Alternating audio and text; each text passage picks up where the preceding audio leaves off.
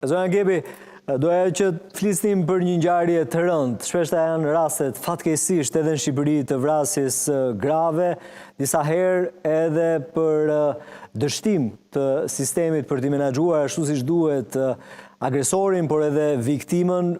Ka ndodhur një ngjarje në Itali, ku ka përfshirë një familje shqiptare, e disa ta në radh faktikisht një 49 vjeçare me origjinë nga Shqipëria, duket se është vrarë nga bashorti i saj, i cili ishte në monitorim nga ana e autoriteteve, por jo sa duhet, duke qenë se faktet tregojnë se ai ka kryer vrasjen e bashortes. Çfarë ka ndodhur konkretisht?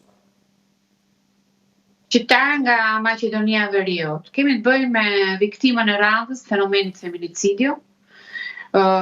Sadia Muslia është gjetur e vdekur në shtratin e banesës së saj, në një komunë të vogël në provincën e Ankonës.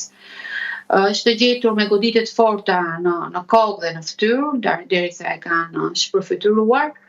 Dhe mendohet se është goditur me sende të forta, ndoshta me një shkop apo me objekte shtëpiake.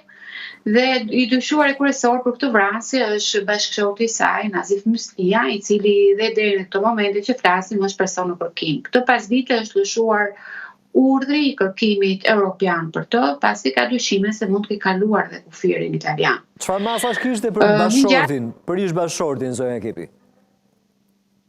Ish bashkëshorti një njeri i dhunshëm, i cili të paktën në të dosje penale, më datën 6 janar, është denoncuar nga bashkëshortja e ndjerë për dhunë familje, për dhunë ndaj saj, është denoncuar edhe më datë 11 prill, flas për këtë vit, për këtë muaj të fundit 2025, është denoncuar përsëri nga bashkëshortja për dhunë dhe ka marrë një dënim mbi një vit, por që më pas denoncime është tërhequr nga bashkëshortja pasi me mendimin se do ta falte dhe do të mundohej të rekuperohet.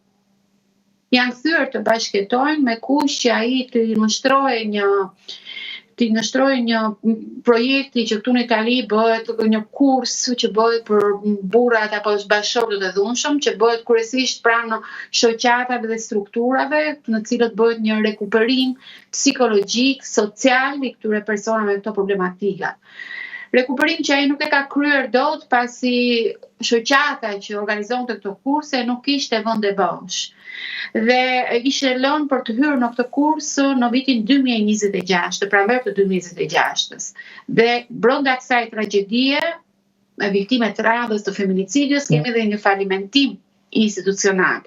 Pasi dhe vëmendja dhe kritika që bëjnë media sot është se hallkat institucionale, ky rrjet që duhet të jetë bashkëpunues ndaj viktimave të dhunës në familje, sidomos grave, është dhe ka rezultuar për të disa të herë pra jo funksional, ka rezultuar dështues.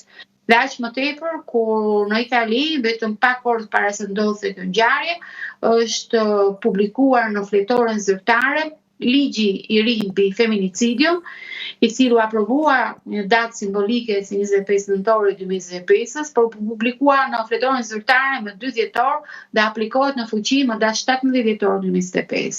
Pra, edhe pse fuqizohet ligji duke bërë fenomenin e feminicidios një dënim në kodin penal autonom nga vrasja, duke dënuar autorët e një krimi të tillë feminicidios për motive gjinore, urrëtie, diskriminimi, kontrolli, zotrimi, privimi, liria të drejtave të një gruaje, me bukim të përjetshëm, përsëri pam për të disa të herë që sado që forcojnë ligjet, kur rrjeti institucional, shteti social nuk funksionon, kemi tragjedi të tilla.